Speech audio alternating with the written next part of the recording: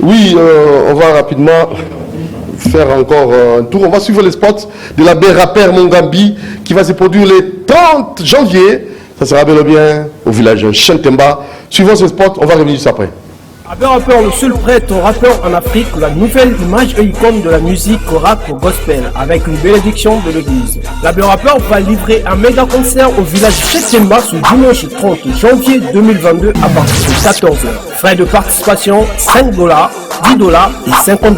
Pour votre réservation, appelez au plus 243 89 95 34 399 et 81 34 98 561. Abbé Rappeur, le number one, Azatsuka.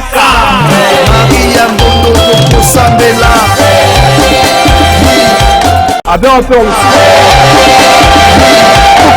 alors, John Nimouela, ton moni, hein? Oui. En tout cas, vraiment, un programme.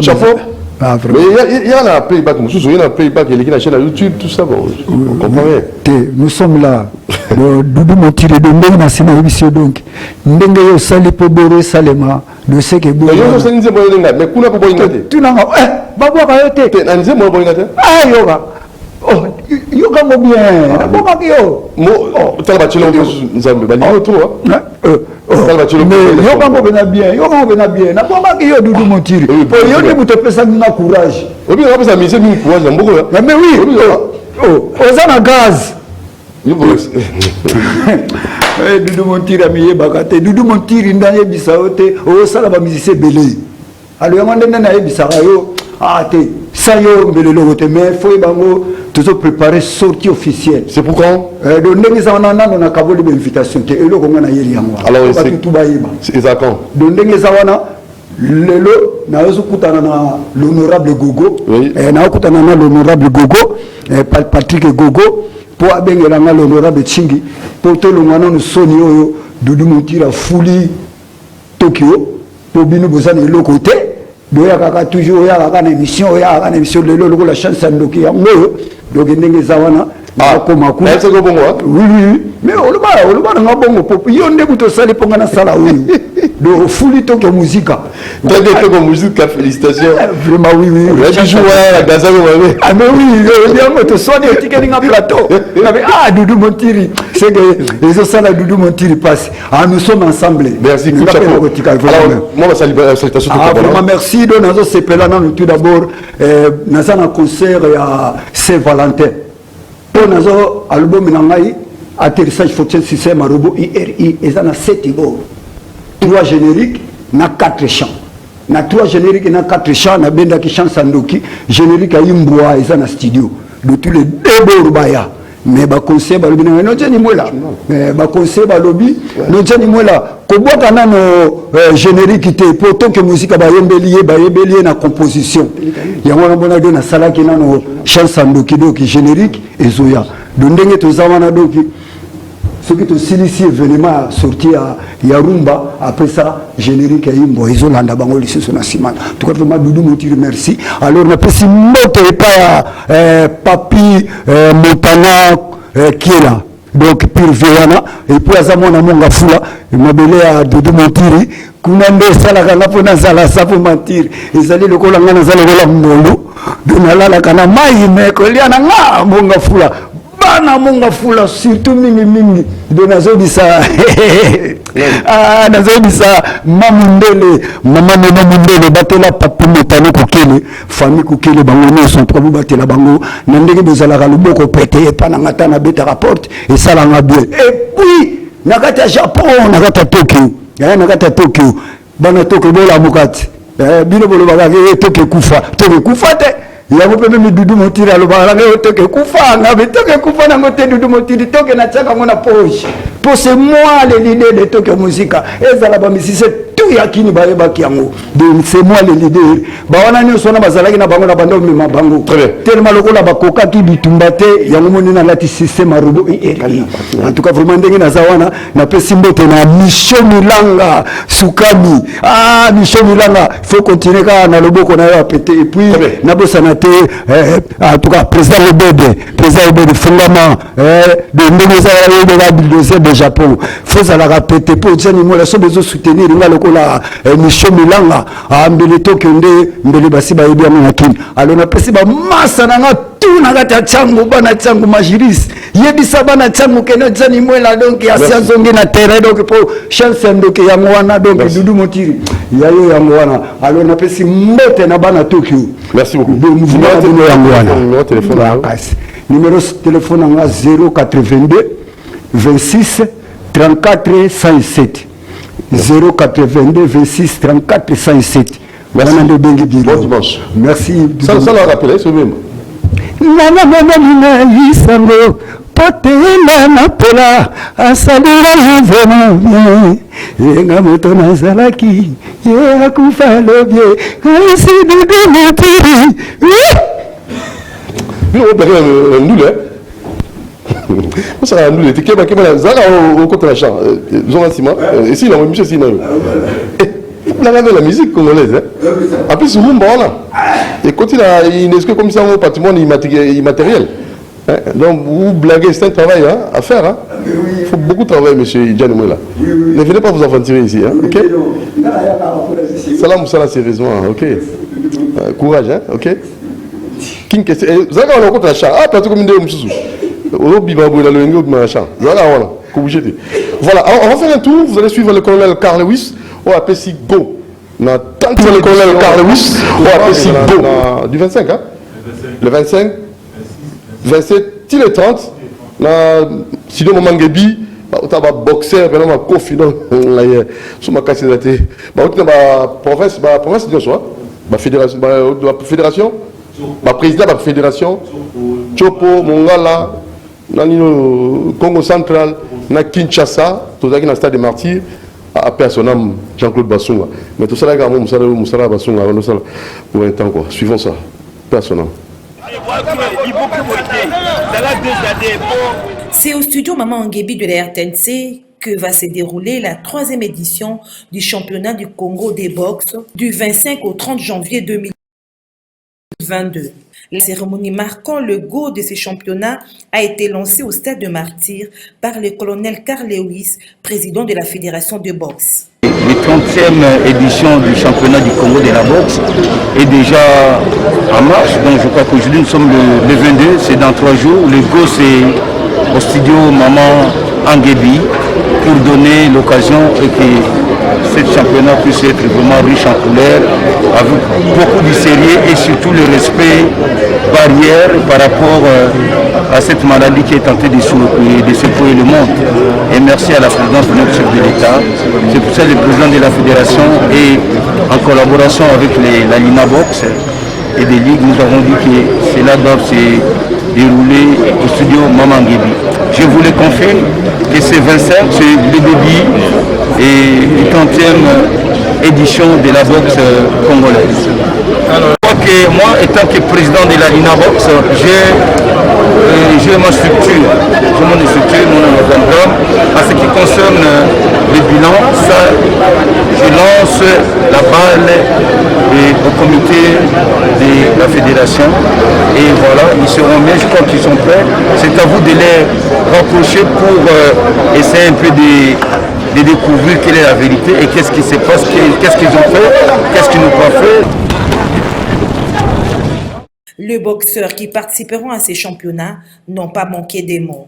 Se préparer bien, le championnat il est bien, mais on il est bien. Pour tout ça, il est bien. Pour tout le reste, nous on ne peut pas promettre de Yagi. Se préparer à mon part, se préparer parce que nous sommes ça déjà sa moto, parce que ça va sauf parce que c'est ma casse. Il y a des bonnes choses, on va aller à mon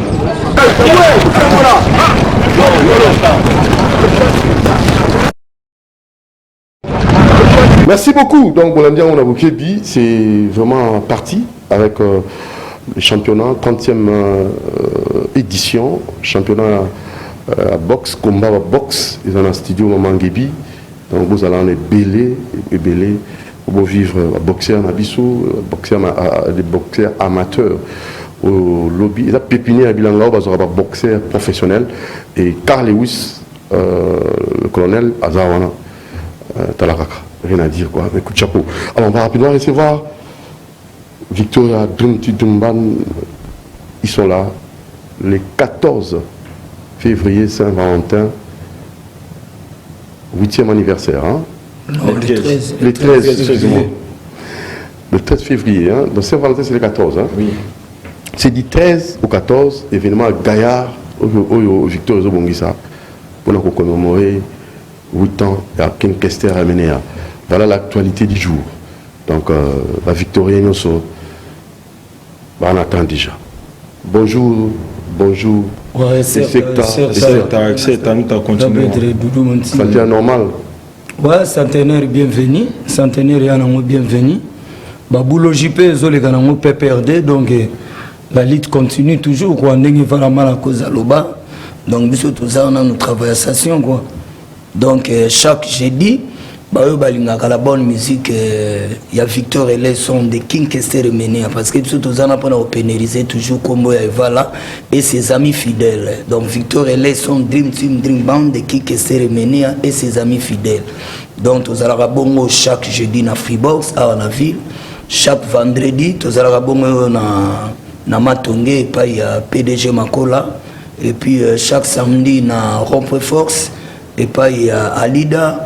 Chaque dimanche net il est là boy ba playboy ba lingara vraiment amusement et longola ba ma stress to za bongo chez Matou donc pembeni ya intermatonge wana quoi donc les locaux longola biso tout ça on a biso tout okutana wana et en plus c'est tout préparé merci single na biso après commémorer idéologie à vie à 8 ans na et to za na studio poto silisa babulo na biso toujours préparé disque na biso quoi bozwa combo ya single kalaté des tas à autre de tous les caca donc voilà quoi. Merci beaucoup. Alors on a monté ouais nanga ko présenter ba tuti nanga on a ngara so na pesi no mbote kungi bandi mais le kamana tino na bino nguluba so nanga mingo yo kabino nkunga mo na moni bo banda on a simona ba production bo sala. Tout le monde vivre en live. Moi, j'en fais partie à bateau. Dans la souci, il y a un orchestre qui est à Liboso, bien que le leader n'est pas là, mais il y a un format bazar. Il y a talent, il faut nécessairement qu'on soutenir Bango. Fraternité quinoise avec le président, toujours à la peine amour. Et la culture, Nabiso, Nabiso Mbotatro, Cercle Royal, et Sigozali, Nama, staff, tout. Il y a la fraternité quinoise, chez Makola aussi, PDG Makola et tous les autres.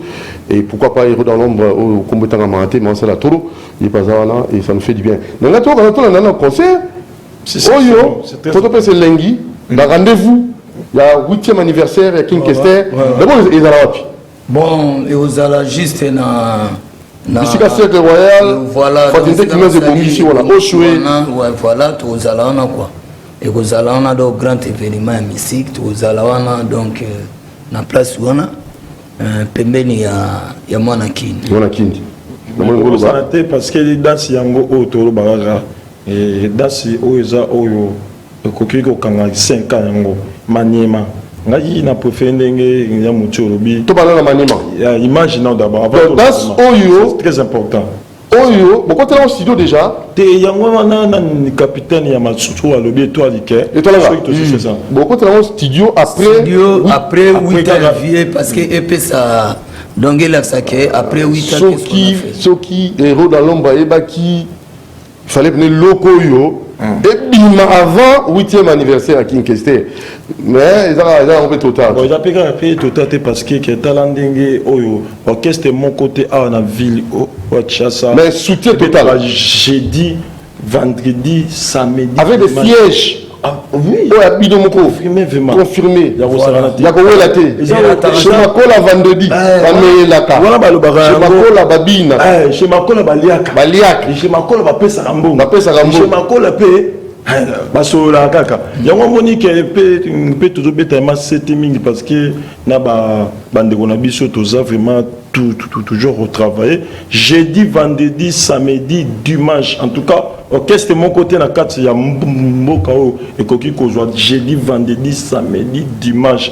Yango moni capitaine et Aouti pe Olubawa le 13 février 8 ans il y a papa na biso le king question mais lobby to ça qui moi un peu hommage ya papa na biso oyo Aouti que papa na biso défend lobby to ça là qui on a mingi na ba vie na biso et puis Radami Kimwanza oyo atika pe bisote yemoko héros dans l'ombre et manager international Abidjan ezali parce que ndek to eboye Victor Ezamni le manager international Abidjan to kenango na mois de mars ce qui nzambe à permettre à Pessibiso souffle de vie de mois de maximum Abidjan. Après Abidjan, toujours bêta na sali moko o esika batu nyo surtout oyo so ba beti na sala na efongola kabango banjela oyo esika papa na biso d'effort a auto beta esika pe yeve na biso ko fali pour auto beta tant to sala Abidjan ya Moscou to tambouement Afrique mobimba tout africain ngai na préféré na bato ba mona na pédation. Voilà, alors on a sali mon tour pour na mona ibango moni fraternité quinoise avec Alain Boussi. Et là, vraiment responsable au Bazomi Pessa pour l'avancement et la culture Nabiso, y compris manager international Héros dans l'ombre. J'avais vu aussi le vice-président, il y a Fraternité Quinoise, il y a M. Pelé Ekamba, on appelle son Botato, M. Pelé Ekamba, donc le vice-président, il y a Fraternité Quinoise, et aussi le docteur Patience Mbele Binda. Lui aussi faisait partie de ces staffs-là, dans la sanité, dans ma solo, Fraternité Quinoise, mon ami PDG Lukwama, maison Fraternité Quinoise, vente batterie et pneus. Donc PDG Lukwama, il est pas de la Kiwana, donc on est par exemple trouvé dans ma casse, dans Black Couturati, Tolanda. Qui tisse là pour Nanini? Maniema, Maniema. C'est pas quitter la live. Nyonso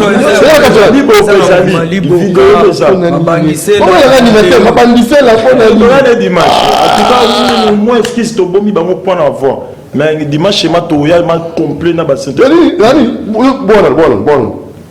qui voilà là bangisela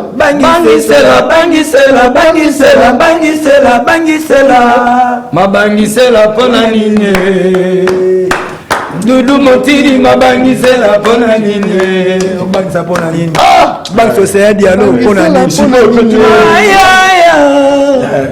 héritier Bukio aya mama na bana mabangisela pona nini mabangisela pona nini nyembota mabangisela pona nini totile yaka mabangi Simba toke Maniema titi Simba Nautimba kaya Nautiki satu Nauti kekete Maniema komisama na koma Maniema Simba c'est parti, suivons ça. Oh, Bini Samboka. C'est parti.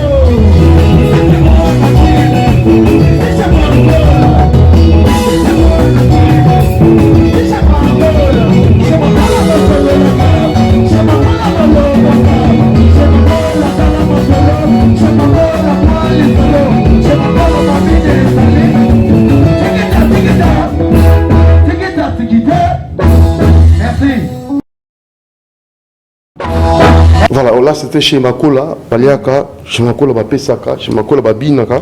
C'est chaque vendredi, hein, c'est comme ça. Chaque vendredi, Oyo Yemoko international, Alobara Héros dans l'ombre, vendredi saint. en tout cas et banda erni banda ba partir ba 16 dates uzana biso ba oyo bambolo mbolo ya ba 15 dates uzana balance déjà 16 17 en tout cas ils arrivent vendredi saint so tala rapé 8 ans vie to boyi ke batango tuna ville batango wapi ya to bika na rompoza wana tozana teti oyo za lelo surtout c'est ce émission awa chez bossi Yamatou et sika pe batu amsu bazobina ezaka wapi adresse na wo ezali oleki interma tongi au deuxième tabo on aura banderole Victoria Election team dimba à diagonale na et pas ya na biso héritier nouveau qui a c'est ça awa tozo banda 16h en tout cas les leçons sur notre CC awa pas chez Matou et chez Matou mais nani international ba qui senté kendo lobela mingi vendredi oyo zoya samedi dimanche souka ya concert tozo sala moi kundulu po na préparer 8 janvier biso tozo bengango deuxième zénith boya ko monango le 13 février ndenge batu ba mona ki zénith boso deuxième olympia boya ko monango siko le 13 photo ça moi kundulu parce que capitaine étoile il na ba number 1 ba étoile biso nyo surtout tozama ensemble yango monita dance yango yango oyo ngala sabino na sire bibino vraiment danse oyo ekozwa 5 ans 5 ans na danse ota yemoko azawana nini le capitaine étoile aza yemoko nani c'est god oyo danseuse oyo azobi na mix yemoko kunani le kunani international ba kita danse sabina kota balmba abini kota ba basebe yango ti omoni Victor eza bien parce que pendant non habillement ya danseuse na biso ça te que pour abi pakabatu en tout cas biso kuna tous en ordre mais devant nazo pesara na ba clavieriste oyo on a pesi bango devant mon qui ya makasi na eloko na leli bana mo fufuit ya wana pe dimanche oyo ezuto ya matos plus ali il a matos ngasa ba iba biso plante mais international a payé plan ah ça c'est bien déjà platini ba iba kango mais a payé déjà boya nini dimanche toza na nini moi mon kena ko ba parce que non bon pas en info après ça paye programme en tout cas le 13 février 8 ans ya papa na biso Kinshasa auto beta c'était après on a tout ça bino album te mais single manieme ko za na bo bina ko sarana te pour na binga vraiment na ningi na remixer Bougoumé c'est oyo ayeli na commune ya lingua la Saint-Jean et papa na biso Indi Augustin Kama oyo ayeko pesa motivation na lingua la kini propre susu ezawana en tout cas Bougoumé c'est combien lingua papa na biso merci na idée oyo bimbongwana état d'esprit papa na biso Augustin Kama Indi pour na ngai na koko susu kisa etikita kisa na pesi mère na oyo azo na ngai mama abota na kusente mama abota spinola tantance chuchuna moi si na ngai mama ya Kevin Curtis madame Naomi yala et c'est Toro on a mutabeta santé hein ya makasi Victor alors to langa bon mingi vraiment to sur le moment bon c'est là ouais presque donc nous sommes déjà tout le belli na pesi mbote na fraternité kinoise ba vena biso ba soutenir biso le président Leboussi PDG Makola vena ngai Kamba Kulutu Jacques ya Romemba yo et puis bon séjour et pas il y a Joline Seka femme d'affaires en direct de Paris ça débat donc ça n'a pas déjà na Kenya en tout cas Joline Seka bambo théâtre babo dimanche na yo et puis na batutu bazolanda biso na Changu partout Lemba Matete et pas iwapi ba Victorien tout ba sepela na bonne musique ya Kinkesere mené ya quoi soki to longwa to kutana chez Matou voilà alors au suivant ah ouais on a pesa ka secteur na bana to ya Mbinza kota ba océan dialogue grâce ya maya danger kota ba junior funa ba digeni mbota tu sais le bami na ngodo ça ka likambuka ke non ya conscience ke no koto zaiba ke lelo tona tsoka na victoire on a la crèche kota ba mvuki do toi pena le mwe bele bana kasavu bongiringiri selemba ubumbu ndenge zala kaka ke zala bien petit na ngai architecte Félidja Chabola, Bapisana Banavache, Bagim, donc Bana météo, fibre mufini quoi météo, tripoché machine à Mongo. Donc deux abons ma bangi, c'est la gana ma bangi, c'est au banc ça n'a pas nani. Autant la ngaïté, autant la bison à son été dit. Frère mon musique, donc moi respect quoi. Donc merci na ba Victorien, tout na ba Kesterien tout. Oza mouvement na bino et raté. Au Pessala Maraté na Congo qui est leader à la tête, qui est à la caba à la. Il le 8 ans. Donc non de botter sur la maboko. Non félicitations, je vous félicite. Avec il y a mon tir parmi les gens oh bazo des bichos surtout il y a mon tir merci vraiment. Je vous félicite. De cœur. Oh le moka baki ke de vieux king testé à benda qui na kundulu. Abi petit de moti. Ce qui ngana sai daitu. Bundela wanga. Tile lo super azakaka. Dina ko vraiment na sanga katala ngana sa parlement. Moi na katala de mais zakanias.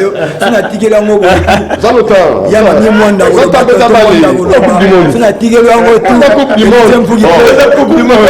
Tabalé. Terre David.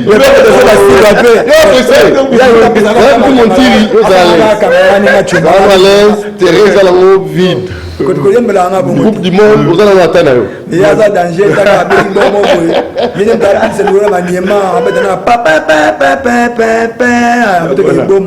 bana kikwiti, bana bakongo, Bukavu, Mbujima, partout na kini, bana tellement belema mais batika ngaite donc dans l'Ebno fort, quartier Congo là, mouchana autre reportage nanga.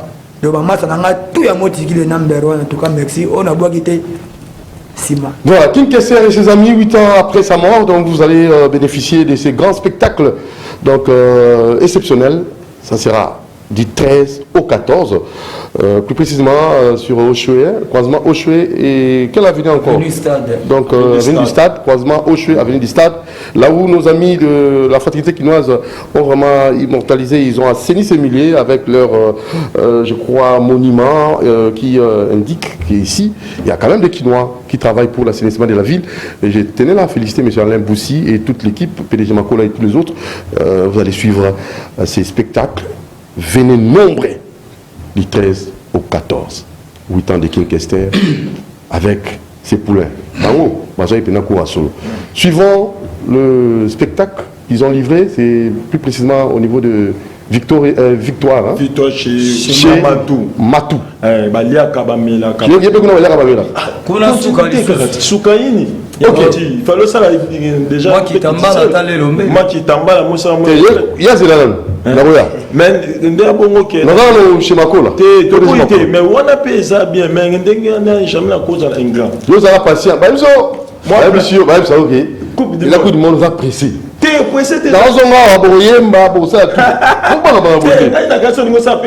faux. La coupe du monde, la terre de la vie.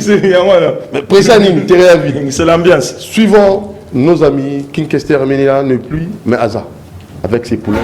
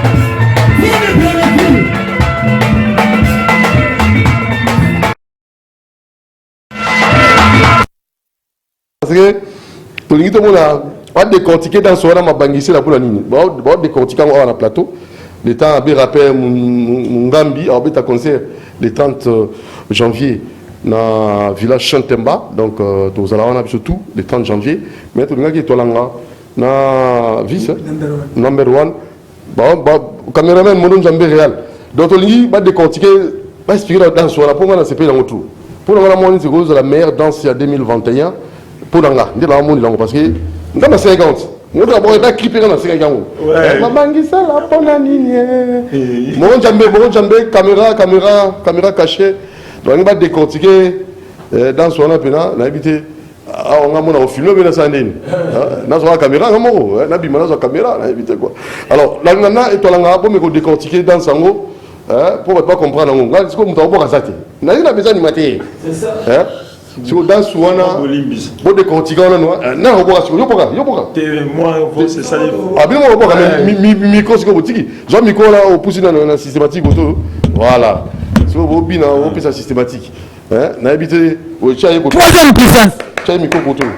Vous décortiquez dans souvent. Troisième puissance. Bangisela.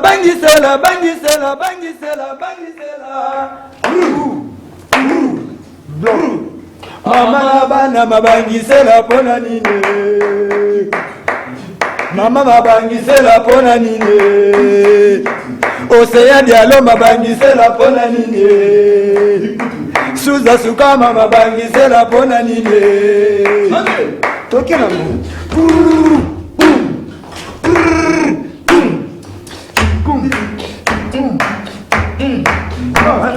Mabangisela pona nini. Atabotamba mabangisela pona nini. Elvina umba mabangisela pona nini. Ayaya erite fuki.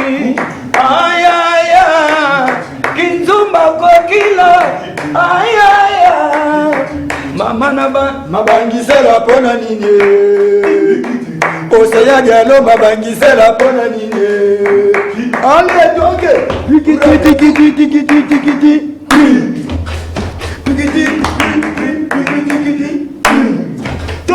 Mama bangisela pona nini. Mama bana babangisela pona nini. Bana jini mabangisela pona nini. Mabangisela pona nini. Mabangisela pona nini. Tikite.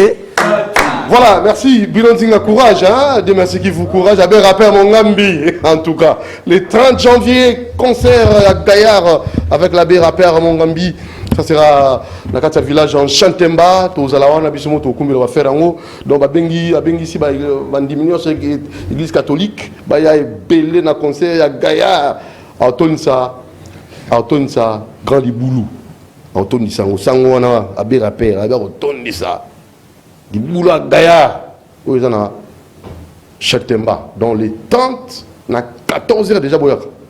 Bana, Akolo, tout, parce que musique, il y a un colo, mais je vais vous dire ensemble là. Alors, tout rapidement, ce que vous avez avant goût, pour te dire, il y a le stade des martyrs, la Coupe du Monde. On a bien Bolingi, les 8, dans 8 ans. Mais déjà, du 13 au 14, c'est les 13, 8e anniversaire. Tu peux simboter dans Simbi, côté management, côté marketing, après Congo, donc, enfin, Eric Nkedi, intelligence, il y a le cas, Eric Nkedi, après Congo, la salutation, la monipé, Stani, Tani Londo, pas moté à trou, Tani Londo, Eric Nkedi. Alors, je crois aussi Glora, Mototo, tout ça n'est plus binoté, donc staff Mobimba, en beauté à tout. Donc, le 13 février, 8e anniversaire, il y a King Kester mené à croisement venu du stade na Oshwe, au TK, il y a PDG Makola Wana, des actes terribles. Donc, vous allez avant vous, avec Bankunga. Atamingongo ritolanga. Sukaina. Number 1. Sukaina. Tous les. Baninga ba koma kosambela yokaka ndako yanganga baninga mbatika makambo basi ya baninga yokaka ndenge moko oyoki maloba ya banganga na yo vula mibale ezali mingi mpona ngai osangisi lingomba na ya bamalanda ngombe José Santos nasalaki bango eske yozali nzambe kosala bato emoninga pole ezali yawe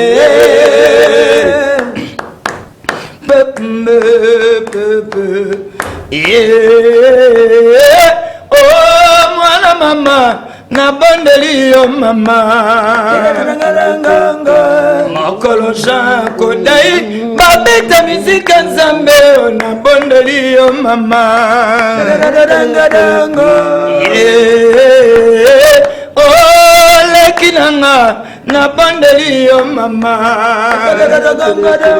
oh mokolo Jean Kodai babeta mizika tabu nabondeli yo mama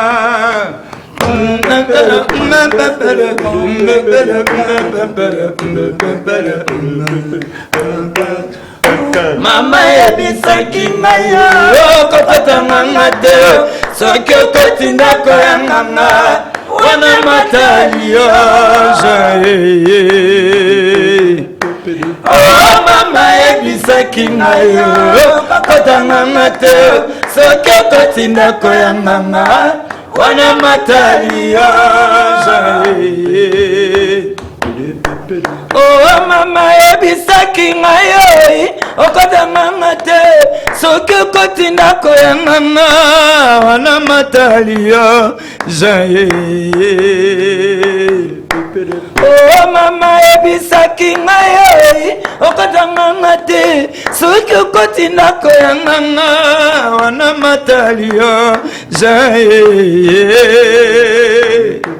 moto na tembe akweyaki na se moto na tembe akweyaki na se moto na tembe akweyaki na se moto na tembe akweyaki na se moto na tembe akweyaki na se mamunu ya melale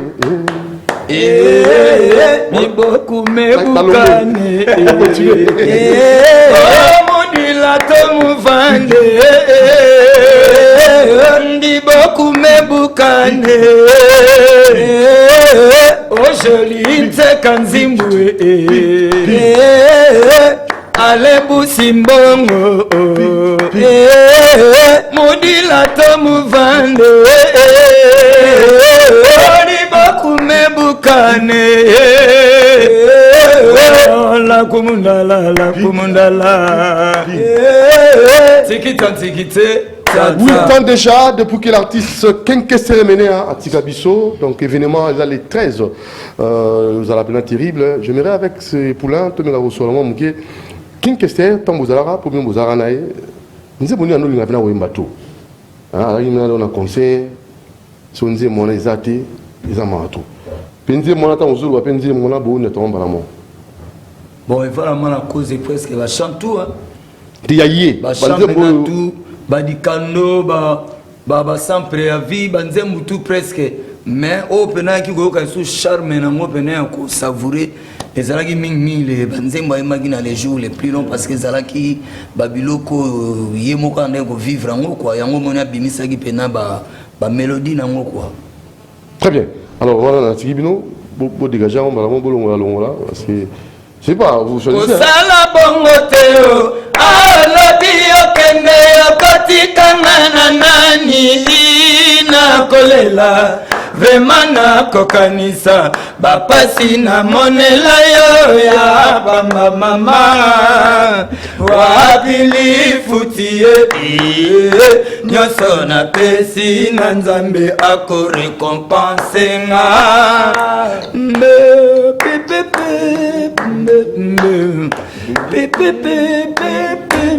kosala bongo teo alobi okende okotikanga na nani ina kolela vraiment na kokamwa bapasi na monela yo ya tona loba te lisumue natanga te nyosonga na pesi na nzambe ako récompense nga mbe pererete pardon yokelanga mama pardon yokelanga Ecoforce nakovanda nakanisa mama nakovanda nakanisa nakatia butu onga moko baleisi yo nini balambeli yo nini olelo bosananga nakokamwa lelo bosananga sans raison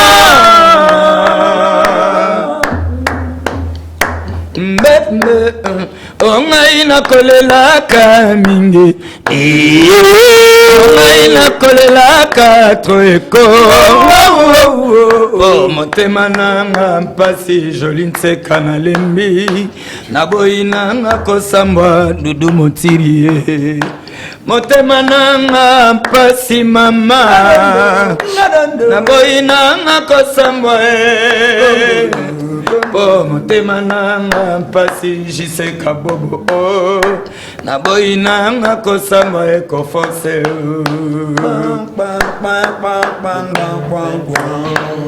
mbolingo ya bomwana sala noki ozonga ngai na lembi chouchou na vacances loya noele na Saint Sylvestre kakanga moko osinadia loko Ecoforce nalingaka yo mingi nalatisa yo courant na motema nanga lokolo boyinga natikali sempamba empereur mon roi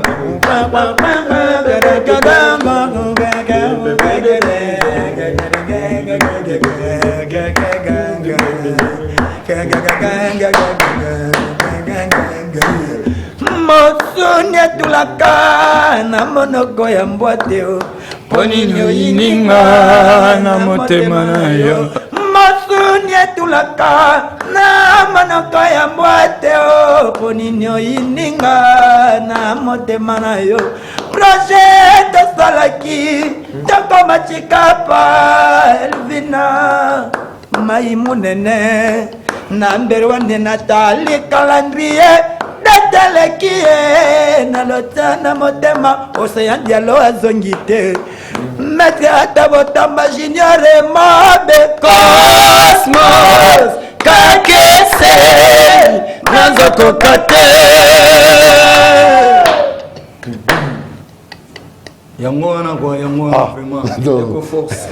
C'est une belle chanson. Mais Sivité, en fait, Tozonga, mais tout ça tout na régie avec l'abbé rappeur Mongambi qui va se produire les 30 janvier dans le cadre de l'album Naé. Et aussi notre rendez-vous c'est du 13 au 14, 8 ans de King Kesteraminia. On est là, juste en face, il y a chez Makola, PDG Makola, Monakini, avec Fatim Tekinoise, Cercle Royal et tous les autres, et pourquoi pas aussi les managers internationaux, pour nous soutenir, toujours Victoria Ellenson, Dumban. Donc rendez-vous, ils ont vraiment Gaïa, la PCMota tout, Naimoko Eric Nkedi avec Tani Londo Topesi Bambota trop na Gloria Mototo et tous les staffs pour toujours dans un moment quoi sérénité toleka.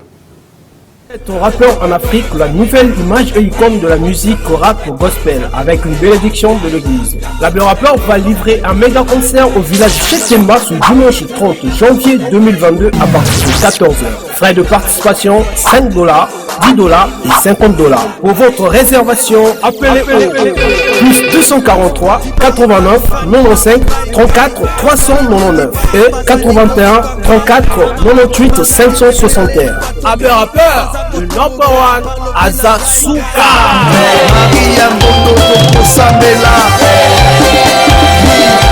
Rappeur, le seul prêtre, rappeur.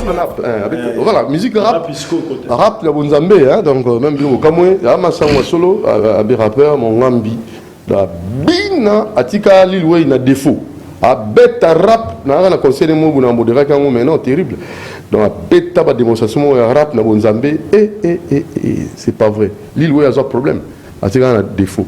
Donc, rendez-vous le 30 janvier, village Chantemba, il va se produire à la Poste Anabino, vous pouvez Pelé, on déconne l'église catholique, même en dehors de l'église catholique, au Bolingarabe, rappeur Mongambi, vous pouvez Pelé, le 30 janvier, concert terrible, exceptionnel, à Black Ezate. Alors, avec nos amis, il y a Victoria, donc 8 ans de King Kester, du 13 au 14, spectacle Yako Sakanati. Alors, donc, Malé Menasuka, au beau rappeler le programme, bon, mais kako benga bateau soit c'est dans un concert on a et dans 8 ans oyo j'ose croire que vous à l'aise parce que normalement dans 8 ans papa a rajouté bana batel mi boye ça veut dire que vous a bien avec un manager international vous a bien avec chez Makola avec PDG Makola avec la fraternité quinoise avec Cercle Royal Alain Boussi na Ekamba PDG Lukwama PDG Lukwama international et les sous international grand prêtre na senti même grand prêtre les amis de King Kester les véritables amis Patrick Kimbuta grand prêtre vraiment ingénieur Fiston Mukuna Chiveka oui parce qu'on a appelé Mongo Nzambali baya bana zamba na météo bino yango donc nous allons kaka alors on est ici aga pour des fois bana pesi ko dina pesi mo yo na pesi te la coupe du monde Thérèse a vu d'ensemble et toi là tous les gars d'ensemble donc to ben si batuto balinga la bonne musique il y avait vraiment la cause surtout mingi donc bakombo ngo yango to zo bandela quoi donc bango bazapina tozana bango na partenariat fraternité quinoise donc nabi ke ba soutenir biso et retomber pe Joline Seka femme d'affaires à Ozalape na Kini parce que azozonga da pe du temps mais na 8e anniversaire on a naibike à Ozanga te et puis venangai Kaski venanga Kaski à Ozanga te en direct des States et donc avec Kashito à Ozanga te donc bana tu ya Changu ba junior Kabwanda Kulutu Michel Fondo batulokola Fisson Intuku MDD donc on a pena frère nanga pena yandaku Faro Mayobo donc nayebi bango tout bazanga te pour soutenir l'événement parce que vous allez pena donc Soukaina foule au moulin Soukaina ça j'étais à momoni avant donc semaine tout aussi ça va programme na biso bandule et vous allez arrêter parce que pour une photo dans la Koulou Dimba quoi Koulou Dimba donc pour nous soit temps qu'on préparer tout là ça bat tout pena que les blagues c'est Victoria et les sons Dream Team Dream Band de King Kester mené donc avec ses amis et ses amis donc Zaraka comme quoi ses amis fidèles donc ba misusu pe donc mené à Lubaka un grand prêtre Honoris Causa Lubaka batu o nyonso balingo pénaliser comme on na bakwa na bango ba pénaliser mais Victoria les son Dream Team de King Kester mené donc sika ba biso tozali ba number 1 ba na kusente ba twati animateur wa boaka ningisa les jours les plus longs donc mutu monte uta golobela ok c'était ça number 1 parce que on a biso pas Dorcas Luntama bon toujours on va garder du temple donc on monter il y a Doudou Montiri la staff penza équipe d'avance Donc, à ce notamment, Zalawana, efficacité quoi. Donc, à ce notamment, bon dimanche à toi. Ouais, quand nous avons le quand nous avons qu'on a vu la Kinshasa, biso tout au en face à la crèche, tellement tonné donc moi rache matou basola, bien moi banzela danser barakana, donc banhol pesana, donc biso tout za, puis bien au précipito comme pour tu go to a show. De to a show, chose ma banque a été au son anima. OK. Surtout qu'il y a une vidéo. Bon, donc la crime sous vidéo. Les alliés, ma bangissé les alliés, libo les alliés m'ont tout et puis fermé Maniema. Alors dimanche prochain. Allez, Wumbuka. Oui, ça animateur le dimanche prochain à la Biso. Pour crier à tout, faut pas savoir tout lengi, lengi à les 8. Ebetu na ba voisin rando keleve kasi ba voisin kuzola betu ver. Ebetu amushuta kishondo. Amushuta kishondo. Amushuta kishondo. Yo! Olomwe! Yo inga dudu motiri! Olomwe! Amushuta kishondo. Amushuta kishondo. Amushuta kishondo là blanc là. Amushuta kasi depuis voilà mana pose ça amushuta kishondo. Ozana mbanda. Donc ya mtu kuliseli ya mokrido laxi. Ozali shuta panzi quoi. Shootage. Très bien. Allez, number 1. Les amis de la Coupe du Monde, on va tomber qui vient. Ça ne va pas passer. Ebetu na ba voisin rando keleve kasi ba voisin kuzola betu ver. Ebetu oyi olomwe sur vidéo d'année. Vidéo. Babu qui jouait, Babeti Panadi, Bakangisi Mango, Babu qui jouait latéral bitra boyango. Vidéo, number 1 lobby penalty. Vidéo, latéral lobby penalty. Vidéo, vidéo, botana kane vidéo. Vidéo, botana kane vidéo.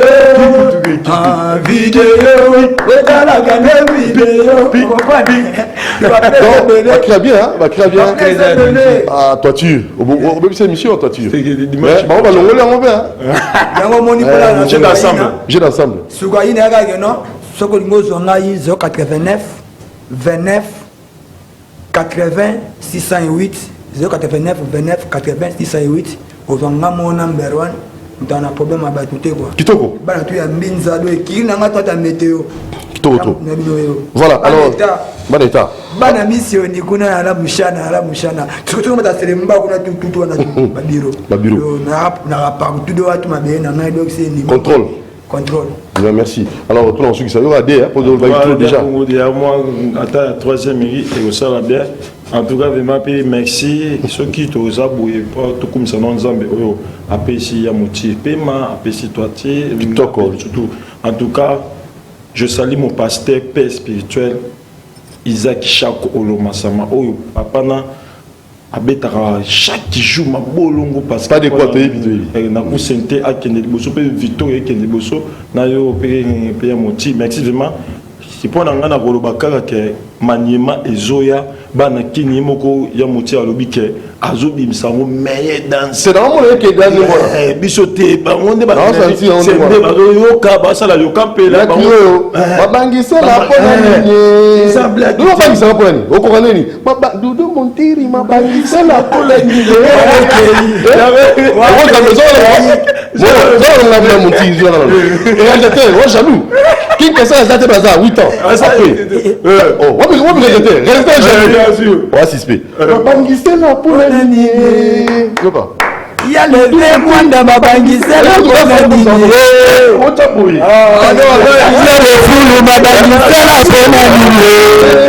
merci à toi. En tout cas, merci Mingi. Na Bougoumé, c'est quand on a commis la Lingwala. Papa na biso kama. Na bien. Ça na biso trop. Aïe, wana na Lingwala pour na kolobake. Bon wana état d'esprit Lingwala. Ah outi ba côté wana. Aïe, vraiment merci Mingi pour na belle mère nangai maman o abotelanga moi sakitoko ça définit maman biso Naomi Nadine Mutoba et secte en tout cas merci merci beaucoup. Alors fraternité quinoise Tobaneli Alain Boussi Kito Ratro le président et le vice-président Topé Mbotatro monsieur Pelé Kamba, je n'oublierai pas aussi docteur Patience Mbele Binda et PDG Lukwama la maison fraternité quinoise vente batterie et pneus. Et ça, la staff, les amis de King Kester, le manager international et tous les autres. On a Tanguy Komboté, merci beaucoup. Rendez-vous du 13 au 17, du 13 au 14, 8 ans de King Kester. Alors, à la prochaine étoile, numéro 1. Commandant Fataki Charles Afuna. Je dois dire que tu as côté commandant Chief de la tout ingénieur Fataki Ngabia commandant Fataki Charles Afuna. Bon ça là c'est moi Souga. Bon ça là rappel pour l'anniversaire il y a papa Maurice Mbenza. Maurice Mbenza on a besoin donc blagué Maurice Mbenza donc ça là bon anniversaire il a aussi 77 ans. Famille Mobimba, famille Benza, Natacha Benza, et pourquoi pas aussi. On a habité sur mon anniversaire, c'est aussi l'état.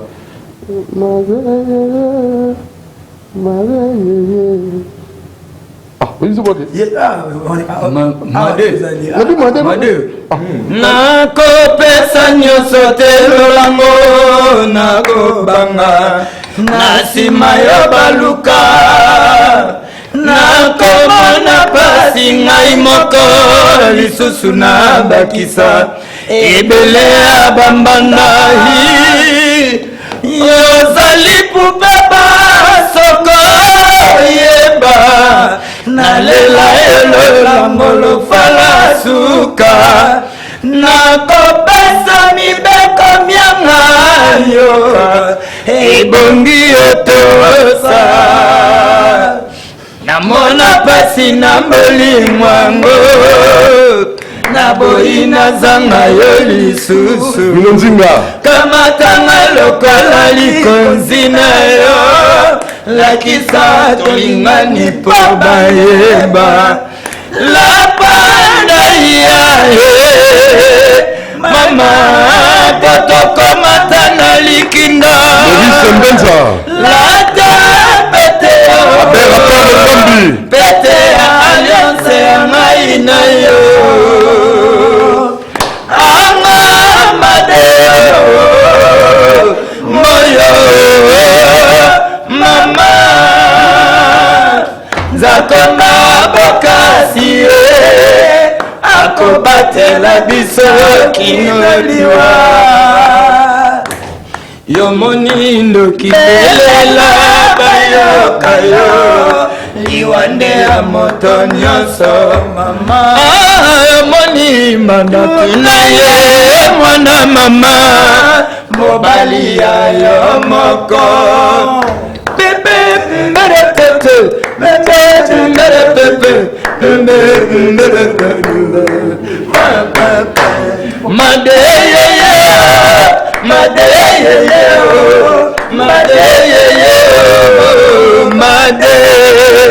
made mwasi kitoko made mwana maye oh made.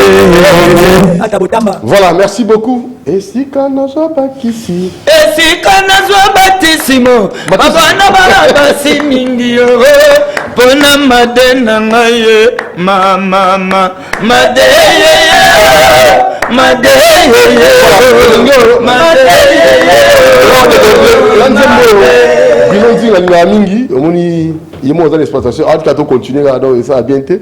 merci Namoron Djambé, merci Kifou. Et te rappeler le 30 janvier concert à Béraper et du 13 au 14 8 ans à Kinkester Ménéa. Les on a un croisement des avenues du stade et au Choué en face il y a Chemako la Monakin fraternité qui nous fait Fandiona. Alors vous allez en avec le manager international comme il va faire. Rien à dire, bon anniversaire encore à vous, papa Maurice Mbenza, merci, monsieur bienvenue en Simon Nantel, monsieur de la prière des ossements, à vous aussi, les poulains de Kinkester Ménéa. Onésime Singal à la radio, ciao, rediffusion demain à 0h30. Doudou Montier vous aime beaucoup, ciao.